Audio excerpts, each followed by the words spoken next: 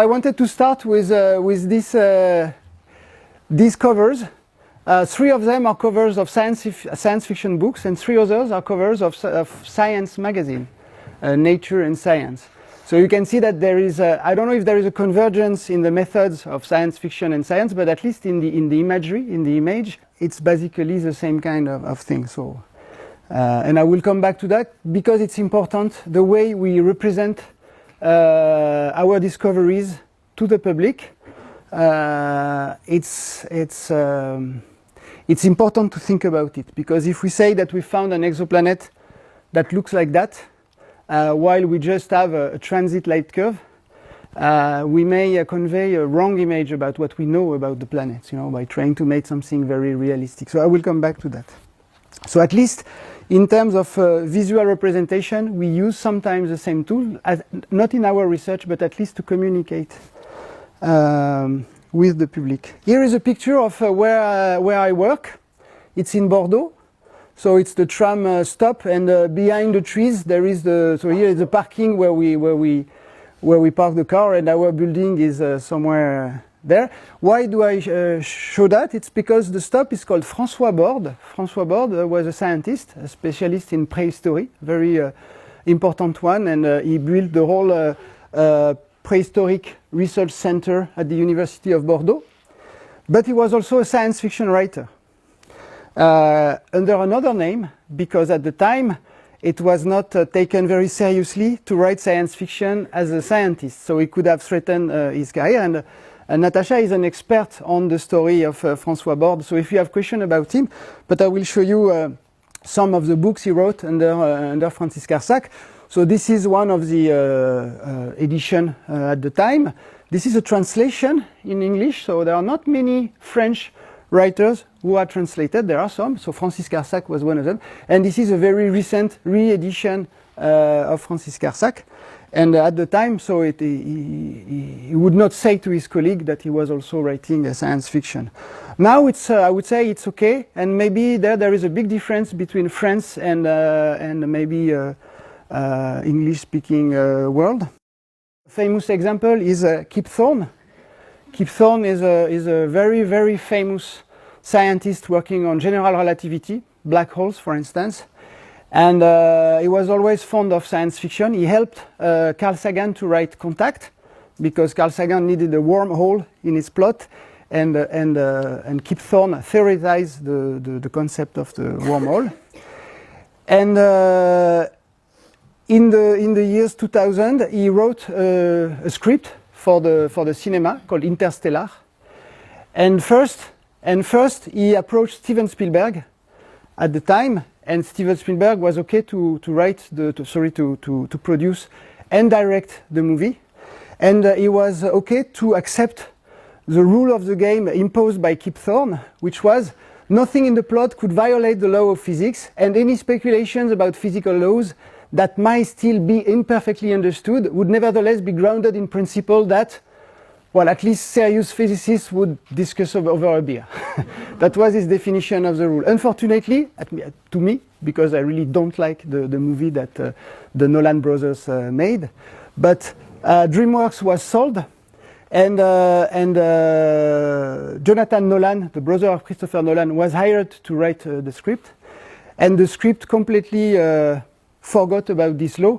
So there are many it's a very weird movie, because it was meant as a realistic movie, but there are completely basic stuff that are not respected. For instance, you take off from the Earth in a huge rocket, which is realistic, but then you take off from another planet, which is the same as the Earth, same gravity, with a kind of small, like the DeLorean in Back to the Future, while they say they're very realistic about a black hole. So they really forgot about that, and actually Kip Thorne became executive producer of the movie.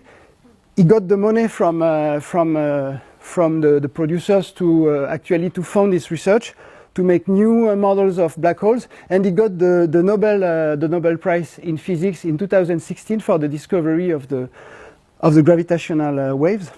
So it means, what I wanted to say here is that you can write science fiction and still get a Nobel Prize after that. So it's not, we don't have the problem with Francis Carsac, etc.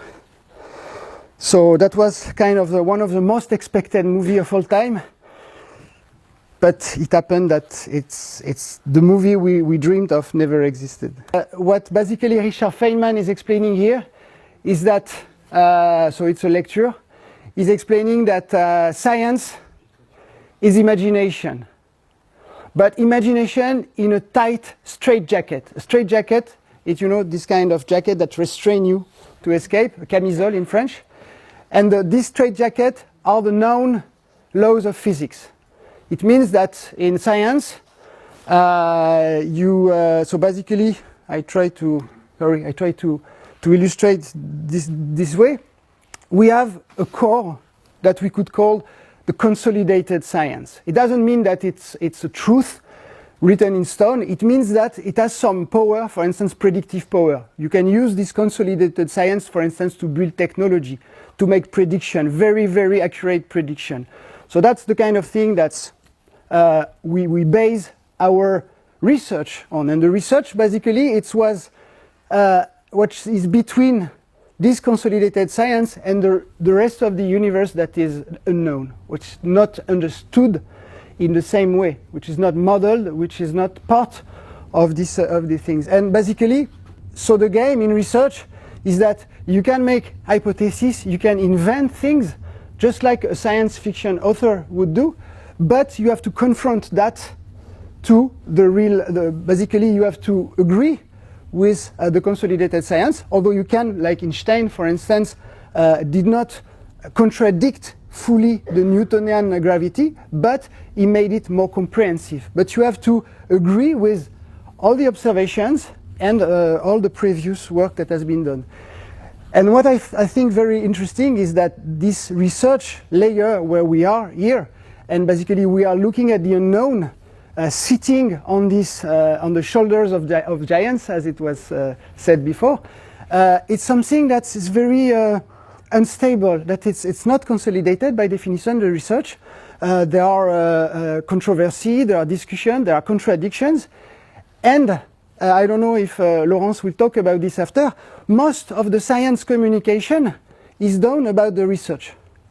It's not done about the unknown, it's not done about the consolidated science, it's done about the latest paper that was published yesterday, which was not been incorporated in the consolidated science. It requires years to be confronted with observations, and all the public is want to know about the research. So it was really clear during the COVID pandemic that people were saying, oh, one day we are told this, one day we are told that, this contradict, or if you think about Mars, one day we've been told that there was water on Mars, the other day there was a contradictory information. Well, this is how research works. But maybe this is not what we should communicate in priority to the public.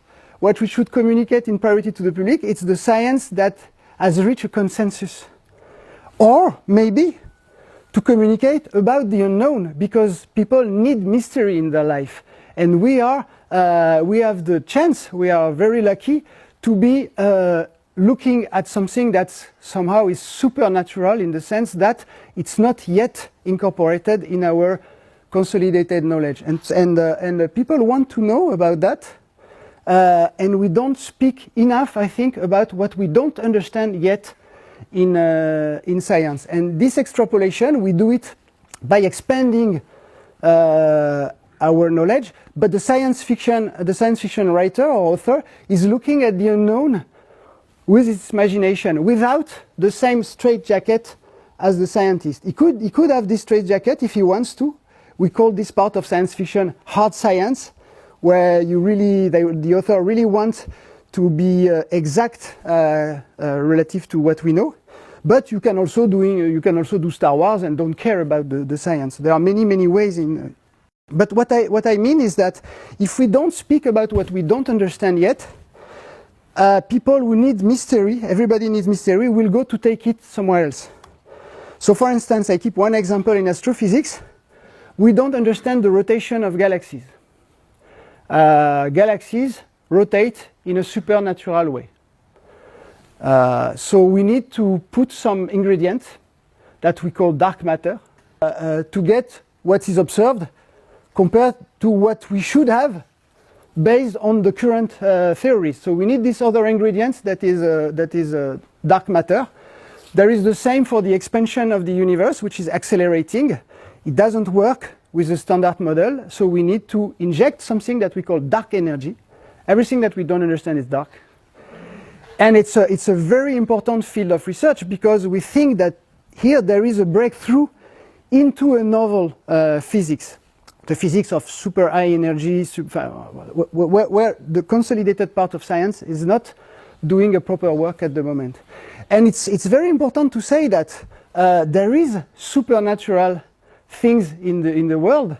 It's just not on our doorsteps. It's not ghosts, it's not aliens coming in our garden, but there are some very fundamental stuff we don't understand. And if we don't explain that to people, and if we don't share this sense of wonder that we have in science, they will go to other kind of cheap mysteries, like the pyramids were made by aliens a few thousand years ago, like people like Avi Loeb will try to convince you that there is a dogma in science that prevents us to work on things like UFO, or who say that the first time an object is crossing the solar system coming from another one, Oumuamua, this asteroid or comet, or it could be an alien spaceship crossing the... And these guys, they have a lot of attention, they have a lot of views on media, and we have to compete with that. So I think we have to sell a bit of mystery, and maybe science fiction is an ally when doing that. I have two very important examples for me when I communicate to the public using science fiction. One is Les Entretiens sur la pluralité des mondes, de Fontenelle, so Conversations on the Plurality of World, which is old. It's from the end of the 17th century, and I love this book, and I advise you to read it. It's short, and it's really fantastic. So the idea of this book is to look at the planets in the solar system, the known planets at the time, and the known moons, and to wonder what could be the life there, and especially the life of a society, not really just animals, or what could be societies on the moon, on Mars, on Mercury, on Jupiter, on the moons of Jupiter, considering the astronomical properties of these bodies. So for instance, if there are people on the moon, what do they see when they look at the Earth? They don't see human beings, they don't see life, so for him. So maybe there is life on the moon, just we cannot see it. And what is very important in this book is that he makes a very clear distinction between what's the fact and what's the speculation. So he's not trying to explain that there must be life on other worlds. He's not trying to explain that every star in the sky is another sun with a planet. Actually, there is an incredible passage in the book where he says, I don't know, maybe this star has no planet, maybe this star has 2-3 planets, maybe this star has a very close by planet, maybe he's already thinking of the possible diversity that the planetary system could take, and he say, I don't know, I'm just inventing, I'm just doing poetry. But I'm using what I know from science to, for instance, he will say Mars is not very interesting, it's basically the Earth. It's a little bit smaller, it's a little bit farther away than the Sun, but it has a similar obliquity, donc seasons. The duration of the length of the day is about the same. I have nothing interesting to say about Mars because I don't see what could be different. Maybe it's a little bit colder because it's farther away from the Sun. He doesn't know about gravity at the time. Newton was working at the same time on gravity, so he doesn't know about it. And at the opposite of that, there is an author, a scientist and author who is very famous in France. It's called Camille Flammarion. And he worked about the plurality of inhabited world. And he's using science to impose the idea that there must be, science tells you that there is life on Mars. And there is life that is, because of low gravity, there is life in the skies of Mars, much more than in the sky of the Earth. There is this kind of life on Venus, there is this kind of life on Mars, and is really having this authority argument to impose that. And it makes a kind of very blurry distinction. There is no distinction basically between speculation and science in Flammarion. So it was very popular because he delivered the mystery and the interest, but he was not as rigorous as Fontenelle, and I think we pay today what Flammarion did, at least in France, in terms of making people believe that scientists were convinced that there was life on Mars, etc. Because of this kind of way of basically projecting what we have on Earth on other planets, it's interesting that basically, if you look at the history of the observation of Mars, and you see how it's described in the literature, not in science fiction, but also in science fiction, it was like we were the witness of the end of a world, of a living world. Basically, at the end of the 19th century, there was a lot of life on Mars. There was agriculture, there was channels, and as our observing power increased, we saw that vegetation disappeared, and basically now life is in some niche under the soil and in the form of very simple molecules. So it was not seen as just the fact that the progress of observation was revealing us the true nature of Mars, but like we were witnessing the end of a world that in just 1 century was dying. And it's really described even in scientific book as a dying world where there are only a bit of vegetation remaining. So I don't want this to occur when we observe exoplanets with a growing observability power. But to show you how important it was, in the French Academy of Science in the year 1900, there was this prize, this award called the Guzman Award. It was a large amount of money for the time, and it was meant to be given to anyone who would send a message to another object in the sky, a planet, a star, and receive an answer, at the exception of Mars. So basically, if you send a message to Mars and you receive an answer, you don't deserve the prize. Everybody knows that there is a civilization on Mars. We don't care. If you send a message to Venus and you receive an answer, you get 100,000 francs. So to give you an idea, this was sponsored by the French Academy of Science, to give you an idea of what was our representation, a perception of Mars. I'm jumping to something completely different. I don't know if you know Sean Raymond. He was there yesterday, but to record not to give a lecture, I think. But he has a website called Planet Planet. So you search Sean Raymond, Planet Planet.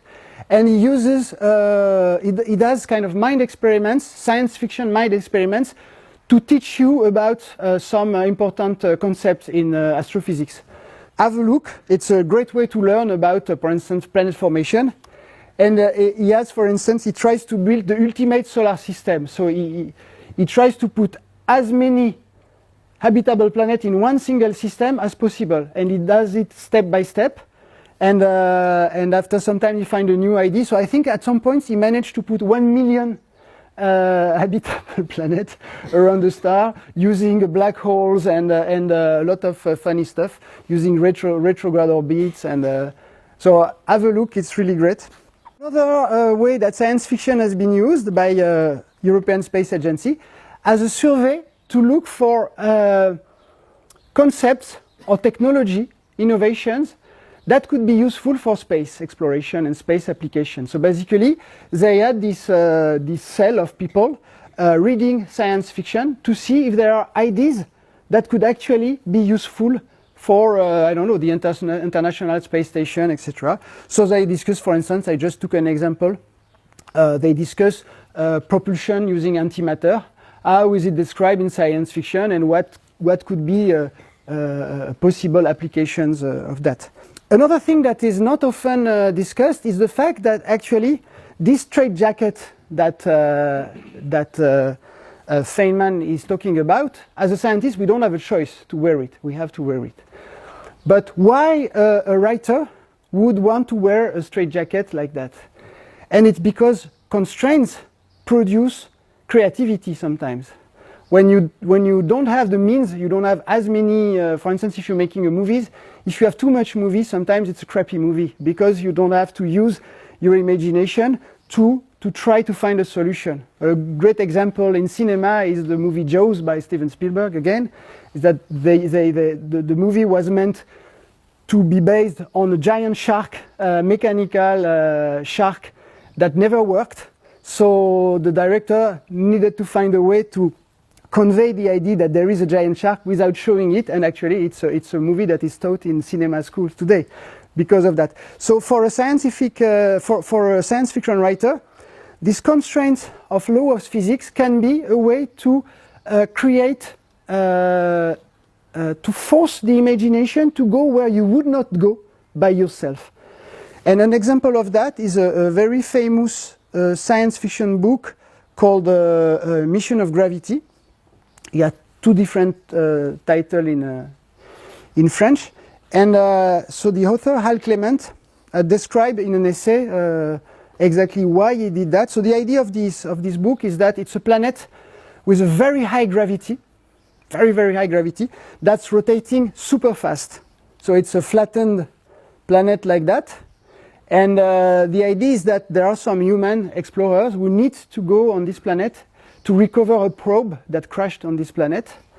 And the probe crashed on the pole of the planet, and because the planet is rotating super fast, the gravity that you feel is much lower at the equator than at the pole because of the centrifugal acceleration. So they can survive at the equator, but they cannot survive at the pole. So basically the idea of and when he started to write the novel, he said, I don't know how they're going to do. I'm curious about how they're going to make it. I need to find a solution. So he wrote a book trying to find a solution, and in the book there are living species on the planet, and he will use them to basically to make an expedition with them to go on the pole and recover the probe. And he was really using this straitjacket of the law of science to find a new storylines, if you want, in this story. And that's something that we should discuss with science fiction writers. Those who really want to be constrained by the science are looking for that. They don't know the answer when they start to think about the book, and they will have to find a solution. So they are the first readers of their story. They are the first to discover what's going to happen. Some funny, well, I think entertaining stuff. So this is a stellar system very nearby called the 40 Eridani. So it's a triple system. This is 40 Eridani A. It's a sun-like star. And it's orbiting with a pair of two dwarfs. It's a red dwarf and a white dwarf. So this is a star that exploded and that became a white dwarf. And this is a red dwarf. And it also has another property. This planet is the home planet of the Vulcans. It's a home planet of Spock. If you in the Star Trek episodes and movies, they say that Spock is coming from a planet around 40 Eridani A. And it's interesting because in 2018, a planet was found around 40 Eridani A. And so the fans of Star Trek, they're really aware of this kind of stuff. And they knew about that, and they made a lot of pressure on the International Astronomical Union, so we called this planet Vulcan. So at the time I heard about that, and I said, but it's stupid, because if you call this planet Vulcan, and then in 2 years we find another planet in this system that is more like the one of Spock, then how are you going to call it? You will have Vulcan, and then another planet that, no, that's the real Vulcan, and then another planet that this is really the new Vulcan. So at the time I discussed with some of the fans, I say, maybe wait a little bit, it's too early, this is a giant planet, it's not really interesting. And recently there was this paper, like 2 weeks ago, where actually they find that, so it was a radial velocity signature. So there was a variation in the velocity of the star that was interpreted in 18 as a signature of the planet. And they found a correlation, a very strong correlation with the magnetic activity of the star, which means that the exact orbital period of what was thought to be a planet is actually the rotation of the star. And that's bad. When we find a radial velocity period that is exactly the period of the rotation of the star, it's bad. It means that what we are, the change in the apparent velocity of the star is just due to some intrinsic motions on the star. So this planet disappeared a couple weeks ago, so it was a good thing not to call it Vulcan. There might be some planets around this system. So, but there are super interesting things I discussed at the time with the fan of Star Trek, and say, imagine here there is a white dwarf. So it means that there was a supernova in this system. So what about the planet here? What happens to the ancestor of Spock when there was? I say, oh, that's super interesting. We need to write about that. So there are things to. So it's interesting because we also have the planet in the solar system that was called Vulcan and that disappeared. Did you know about that? So I don't know if you know about the discovery of Neptune. Neptune was discovered by there's depending on where, if you read that historical book in English or in French, but at least there was this French astronomer called Urbain Le Verrier, who actually he was looking at the orbit of Uranus, and he was saying it's not a Keplerian orbit. I can see perturbations from Jupiter, Saturn, but I see another perturbation. There must be another planet, and he was able to infer the existence, the orbit, and the position of Neptune, saying, observe here. They took a telescope, they observed, and there was here was Neptune. So it was a really exceptional achievement. But then he also saw another unexplained perturbation on the orbit of Mercury. And the only, in the Newtonian view of gravitation, the only way to explain that was to have a planet between the Sun and Mercury. And he called this planet Vulcan.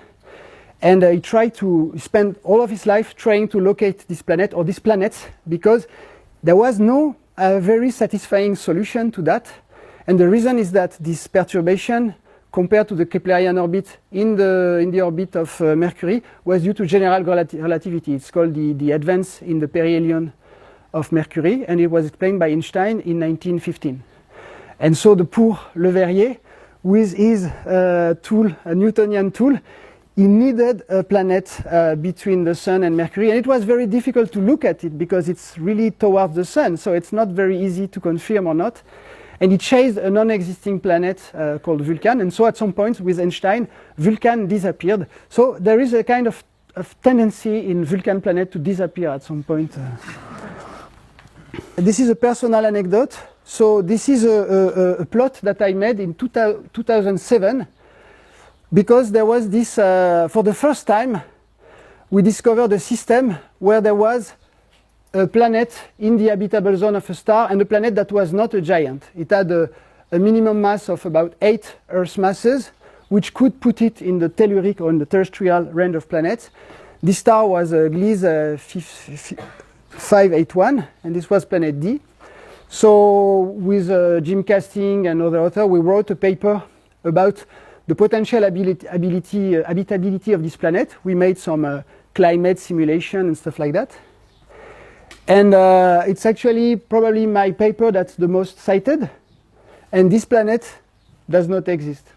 Just like Vulcan, its period is totally correlated with the rotation of the star and the activity of the star. So it doesn't exist. So I've done science fiction. I have written about the climate, the properties of a planet that does not exist. So I am a science fiction writer, and I'm allowed to give you this talk about science fiction. Fortunately, I heard about that not in a, not just one day it existed, and the other day it was a long process, and it was a long time ago. If it would have been found out 1 year after that it doesn't exist, I would have been really depressed. But now I can joke about it. So Alpha Centauri is the closest stellar system from the Sun. It's made of 3 stars. There is a pair, A and B, a pair of Sun-like stars. Not very close, but the 2 stars are separated by about 20 times the Earth-Sun distance. So about the distance between Uranus and the Sun. So there are 2 stars. And there is another one, star C, which is like 15,000 Earth-Sun distance away from this pair. We call it Proxima because at the moment it's closer from the Sun than this pair. It's Alpha Centauri C or Proxima. So this is not part of this system. So it's a very important system because it's very nearby, it's very bright. At least because we don't even see this red dwarf here in this visible picture. So so here is a picture of in X-ray of the pair here. And it's always been very important, of course, theme in science fiction. There is a famous short story by Van Vogt called Far Centaurus. It's a very interesting concept. He developed that, and the idea is that at some points in human history, there is a spaceship that goes to Alpha Centauri because they know that there is a planet that you can colonize. So they sent a spaceship. I don't remember in the story if it's one of the 3 stars. I don't know, but it's a travel that takes I don't know, centuries. So they are hibernating, they are sleeping. It takes centuries, and when they arrive to the planet, it's already colonized. It's centuries in the future. And when they arrive, there are cities that have been built with their names because they're like heroes. Because meanwhile they were traveling, the progress made the travel between Earth and Alpha Centauri very easy, and like people go on weekend and stuff like that. So for some reason in the story they were never able to intercept the spaceship, but they were waiting for. What is interesting is that was an actual problem in solar system exploration, and in particular to send a mission to Pluto. So Pluto was very early, a very key target in solar system exploration. People wanted to see, to learn about Pluto. But the first concept would take like 30 years to reach Pluto. And some scientists were saying, okay, if we send a probe that will take 30 years to send a few kilograms to Pluto, and maybe in 10 years we will send a probe that takes 10 years to go with more utility charge payload there, and it will arrive 10 years before the one that we sent. So it was actually an actual problem. And at some points when they reach a travel time of 10 years, they decided that it was okay, there would be no prospects of propulsion that could beat that, and they sent New Horizons probe. So there was an idea that's actually a real concern when you want to send something very far away. There is probably some of you have read the three-body problem and the sequels. It's very important because it was a big success in science fiction books, and it's a Chinese author, so and it's really good to read. And the idea is that basically there is an invasion from Alpha Centauri, which is not actually Alpha Centauri in the book. It's called Trisolar. It's exactly at the same distance as Alpha Centauri, but it doesn't have the property of Alpha Centauri, and that's a bit of a problem for us because actually this book doesn't take place exactly in our universe. It's a kind of parallel universe where the physics is different, the properties of the stars around us are different, but it's never said, and it's only the physicist or the astrophysicist that is clearly that understands that we're reading. So I have a lot of questions about Alpha Centauri based on what is described in the three-body problem. But the idea in the book is great, is that there is we understand that there is a fleet of spacecrafts coming to Earth, probably with bad intention, and we know it will take 400 years, and so we have 400 years to prepare. And it's the story of these 400 years. How do we prepare to this fleet, this threatening fleet of spaceships? That's it's a great idea, and you see the evolution of society during this period, and from a Chinese point of view. Okay, so just to say that it's an important, of course, it's also the theater of the most successful movie in history. Okay, Avatar.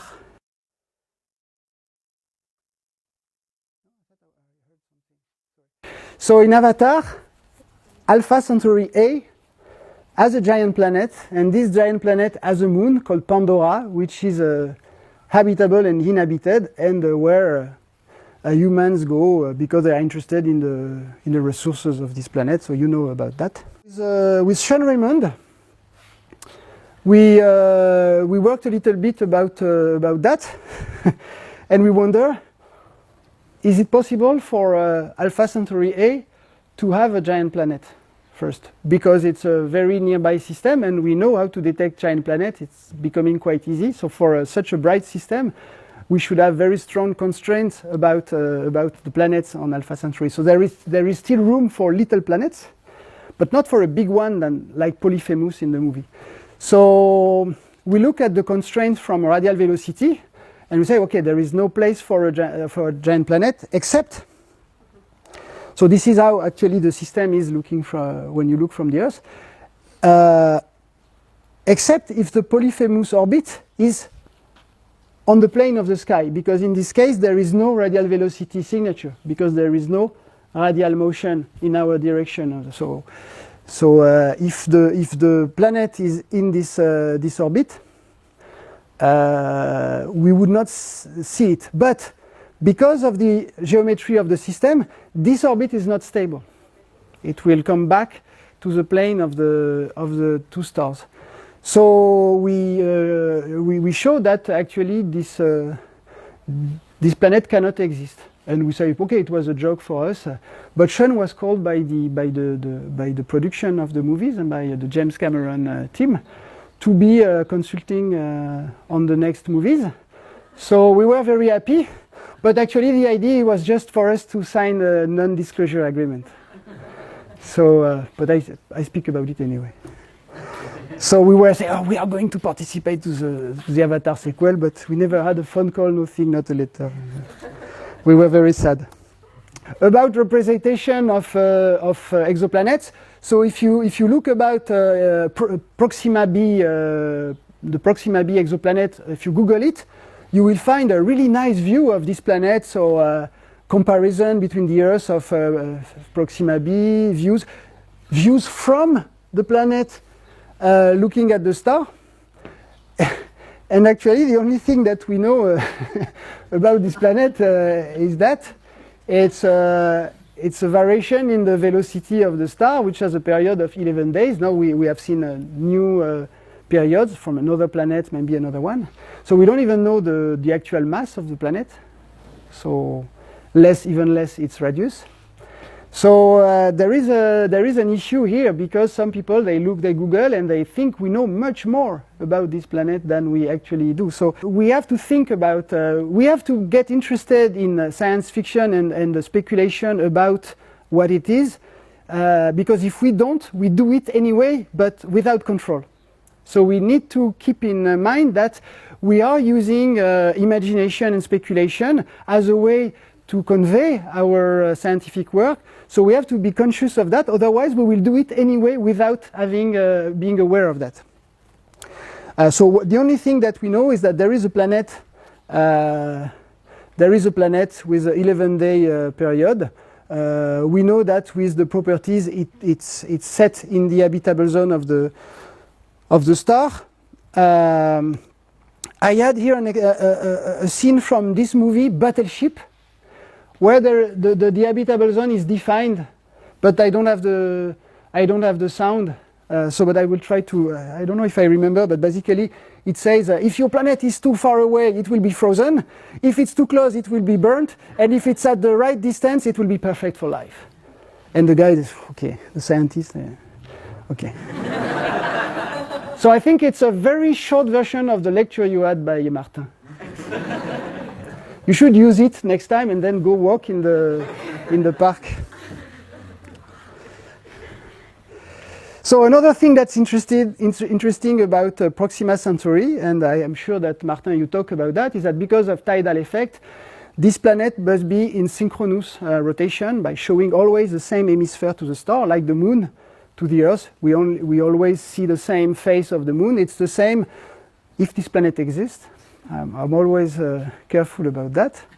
We think there is a planet. If it exists, we are very confident, because we're using this consolidated part of science to say it, that tides should lock it. And so Martin, for instance, is one of the experts of studying the climate of this planet that have a synchronous rotation and which have a very peculiar climate. And actually he was the first to work on Proxima b during his PhD and to make the first climate model of this planet. This was described in a science fiction book by Brian Aldiss. What was it, the 60s or the 50s? I don't know. 1962. Okay, so the early 60s. So it has two different titles. It's either Heat House or The Long Afternoon of Earth. So the idea is that it's in the distant future of the Earth. And in the view of Aldis and his knowledge of tides, the tidal interaction between the Earth and the Moon and between the Earth and the Sun has synchronized the whole system. So basically, the period of rotation of the Earth is 365 days. So it's synchronous with its orbit. And the Moon is also in orbit of 365 days around the Earth and around the Sun. So it's in the Lagrangian point of the system. And so it makes a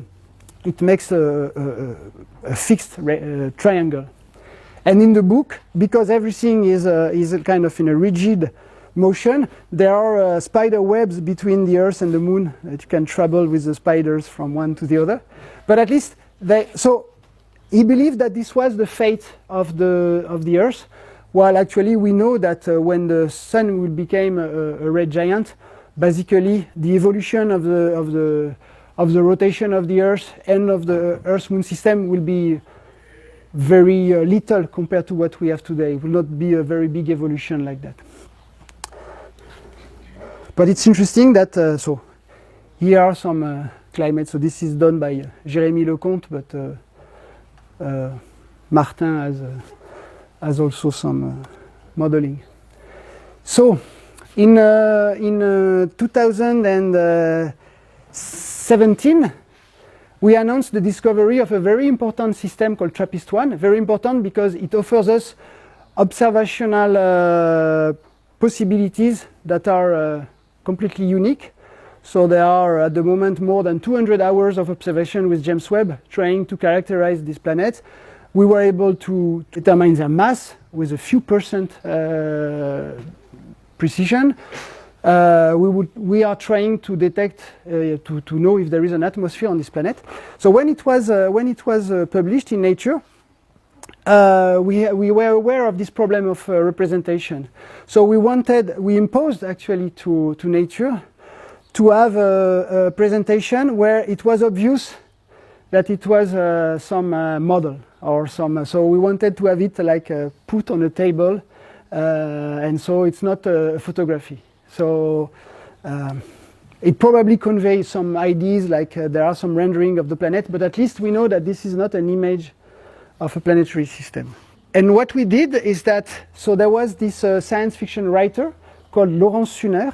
She lives in Switzerland, and so part of the team we discovered the system. There were people working in Geneva who knew, we were friends with Laurence, and Laurence was aware of the discovery of the system very early, and she wrote 2 short stories about stories occurring in the TRAPPIST-1 planet with human settlers in the distant future. And we had this short story translated, and it was published in Nature with the discovery of the planet. So here is a science fiction story. So we had to read it carefully to make it very compatible with what we knew. And actually, while working with Laurence, we found about stuff that we would not have thought about without. For instance, what the appearance of the planets from one planet to the other.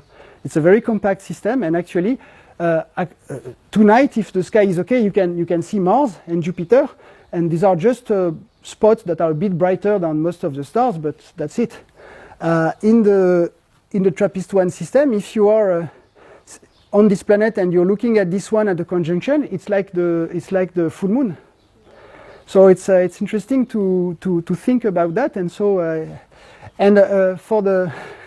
so in the second short story, I was reading it, and Laurence at some point mentioned a geostationary satellite in the system, and I thought about it, and I said, I don't think it's possible. The system is too compact, and because the planets are synchronous, you need, so for the Earth, the rotation is 24 hours, so you need a satellite with 24 hours orbit, which is 36,000 kilometers away. It's not that far, but here, the rotation period is the orbital period, like on Proxima b.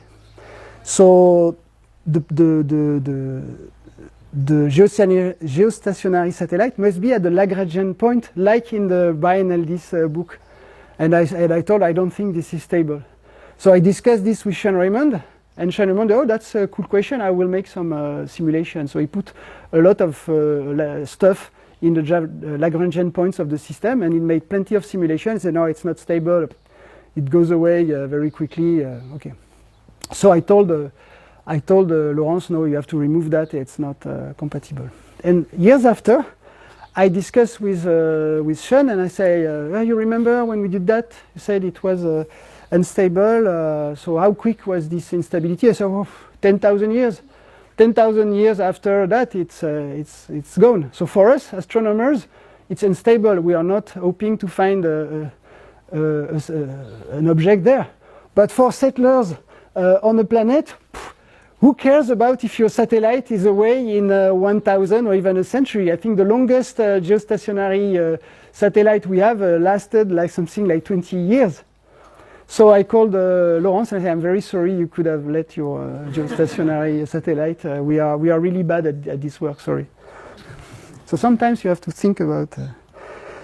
Of course, there is a famous example.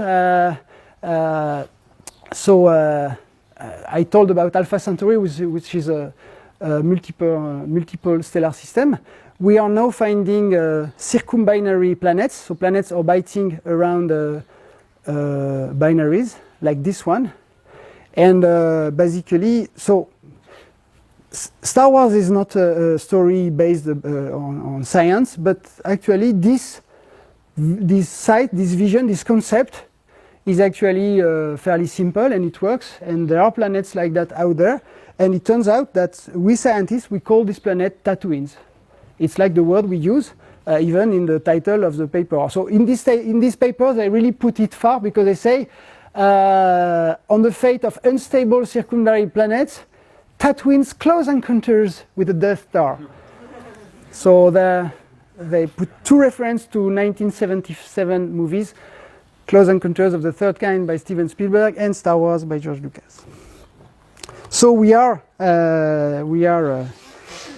so there are also systems where you have two stars, and each one of them can have its own stellar system. We also find that there are plenty of them, because many of the star systems are widely separated, so there is a lot of room in the system. And this was explored by, again, Brian Aldiss in a series of books called Heliconia, where actually, because of the stellar orbits, one of the stars is a giant star, and when the star with the inhabited planet comes nearby, it makes a kind of season that lasts for a brief period of time, and then there is a long winter. So it's interesting. And recently I was contacted by a science fiction writer who wanted to have a system with both stars having their own planetary system and with inhabited planet on both in both systems. And he wanted to have some kind of climate change due to the orbit of the star.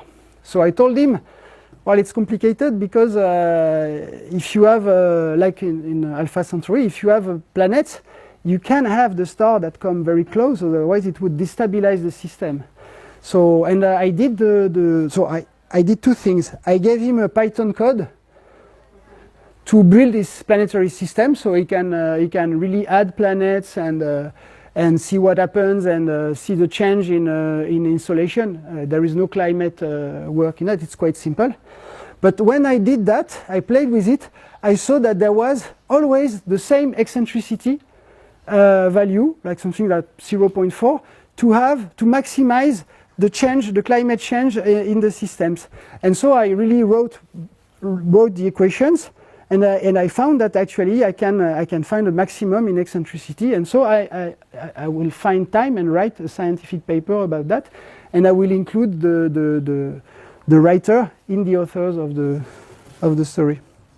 We'll end with with something that I did for a science fiction novel that it was a lot of work, and I want to reassure if there are science fiction writers in the room, you don't have to do that to write a science fiction book. But so I was working on the effect of obliquity on a planet. So this is the Earth, which has quite a low obliquity. So we have polar caps, and basically the coldest part of the Earth is the pole, and the hotter part is the equator. But if we would have an obliquity higher than 50 degrees, this would be the opposite. In average, during the year, the coldest part would be the equator, and the hottest part would be the poles. This happens sometimes on Mars because of this chaotic change in obliquity.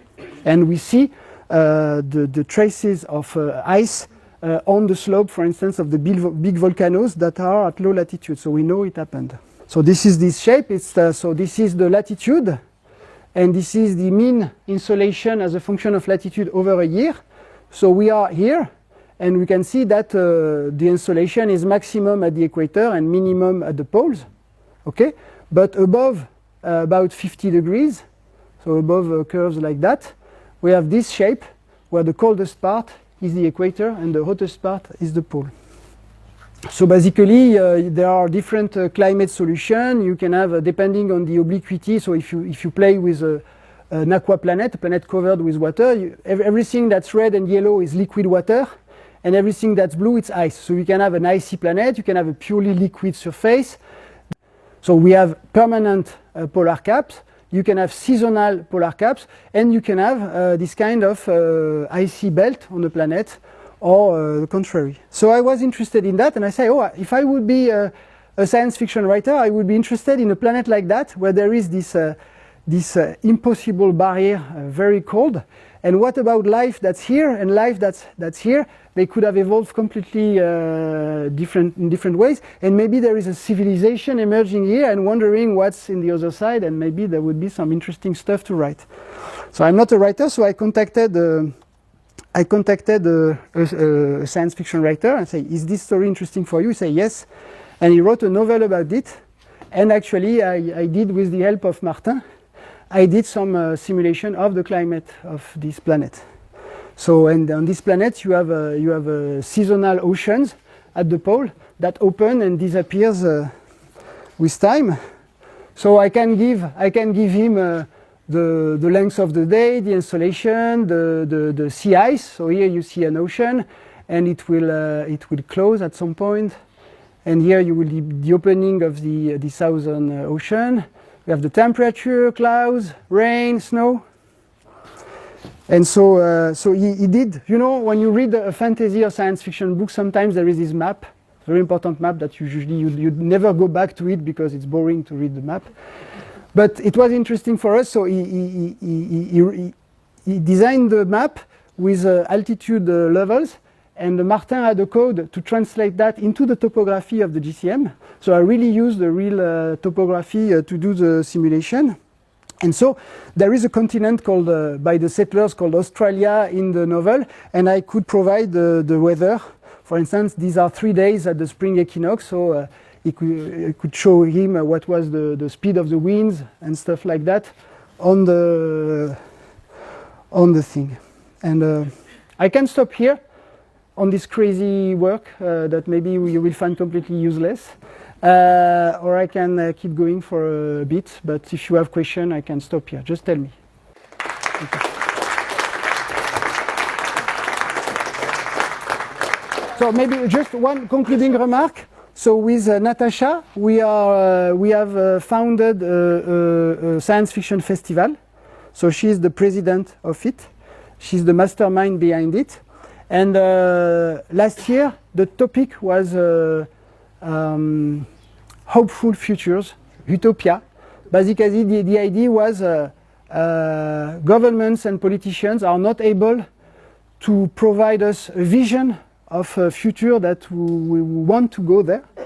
They are stuck with the way the world, the society works now, and they are not able to imagine the future world that we need. Actually, we need something to project. So the idea was that maybe we can discuss with science fiction authors and writers about what could be a future that is not a dystopia or the end of the world, The Last of Us or Walking Dead. Something more. And there is a how do you say, a science fiction genre that is emerging, that is sometimes called hop punk or solar punk, that is about that is about a different future.